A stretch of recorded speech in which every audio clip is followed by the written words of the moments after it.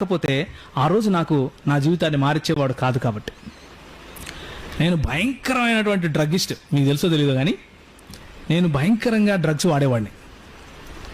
పొద్దున్నుంచి సాయంత్రం వరకు అదే పని. నాకు భయంకరంగా కొట్లాటల్లో తిరిగేవాడిని కడపలో. ఎంతసేపు కత్తులు, బాంబులు, అవి రివాల్వర్లు, వాడిని కొట్టాలి, వీడిని కొట్టాలి, అక్కడ కొట్టాలి, ఇక్కడ పోవాలి, ఆ మర్డర్ కేసు, ఇది కేసు, ఇది నా బతుకు. ఇట్లే ఉండేవాడిని. ఒకరోజు ఒక కేసులో పడితే ఆ కేసు నుంచి మా అక్క విడిపించింది. మా అక్క సిఐ ఆ ఊరికి. మా అక్క విడిపిస్తే కొన్ని రోజుల తర్వాత కడప విడిచిపెట్టి వచ్చేసినాను హైదరాబాద్కి. హైదరాబాద్ విడిచిపెట్టి వచ్చేసిన తర్వాత ఇట్లనే ఒక మీటింగ్లో ఒక ఆయన తెల్లబొచ్చేసుకుని దేవుని వాక్యం చెప్తూ దేవుడు లోకమునకు వెలుగై ఉన్నాడు అన్నాడు. ఓ సూపర్, నో ప్రాబ్లం అన్నాను. నాకేం ప్రాబ్లం, ఇక్కడేమో అందరు గిటార్ కొట్టి పాటలు పాడుతున్నారు, నాకు గిటార్ ఇష్టము, అందుకని కూర్చున్నాను. ఆ మరుసటి రోజు వెళ్తే ఆయన అన్నాడు, నీవు లోకమునకు వెలుగై ఉన్నావు అన్నాడు.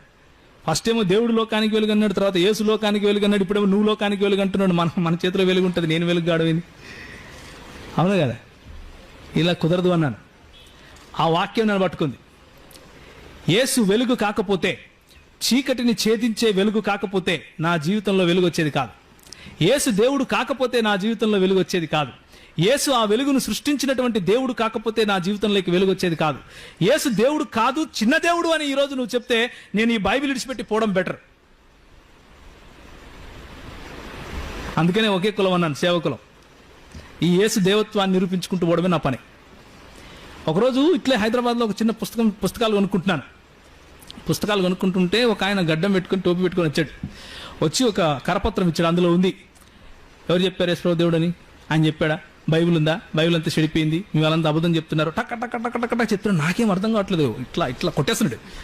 అంటే మాటలు నాకేం అర్థం కావట్లేదు, ఊపిరాట్లేదు అసలు. నా పక్కన అన్నున్నాడు, ఆయన నన్ను ప్రభువులో నడిపిస్తున్నాడు, అంటే కొంచెం శిష్యత్వంలోకి నడిపిస్తున్నాడు.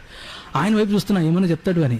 ఆయన అంతా విని మళ్ళీ మాట్లాడుతాను నీతో అన్నాడు. ఓయమ్మో ఇదేంది ఇది, అన్ని మాటలు ఆడనేసి వెళ్ళిపోతుంటే మళ్ళీ మాట్లాడుతానంటాడేంటినా? నాకు చెప్పాడు, పట్టించుకోకని వాళ్ళు అట్లే మాట్లాడుతుంటారు. వాళ్ళు అట్లే మాట్లాడటం ఏంటన్నా? ఆయన దేవుడనే కదా నేను వచ్చాను, ఆడేమో దేవుడు కాదంటాడేంటి? ప్రవక్త అంటాడు, మనిషి అంటాడు. దేవుడు కాకపోతే నేను రావడం ఎందుకు? మళ్ళీ మాట్లాడడం ఏంటి? ఇప్పుడే మాట్లాడు, లేకపోతే నా వెలిగిపోతుంది. ఆ రోజు నిర్ణయించుకున్నాను యేసు ప్రభువుని గురించి చదవాలి అని, యేసు ప్రభువుని గురించి సంపూర్ణ అధ్యయనం చేయాలి అని. నేను చేసినటువంటి నా 16 ఏళ్ల అధ్యయనంలో నేను కనుగొనింది ఇదే. బైబిల్లో ఏ లేఖనము కూడా దేవుని యేసు ప్రభు యొక్క దేవత్వానికి వ్యతిరేకంగా లేదు. బైబిల్లో ఉన్నటువంటి ఏ లేఖనము కూడా ఆయనను దేవుడిగా కాకుండా నిరూపించడానికి వీలు లేదు కూడా. అలాంటిది సృష్టించాలనుకున్నా కానీ, సృష్టించాలనుకున్న వాళ్ళు సృష్టించారు కానీ నిలబడలేకపోయారు. దేవుని వాక్యంలో ఉన్నటువంటి శక్తి అది. ఆయన దేవుడు, మహాదేవుడు.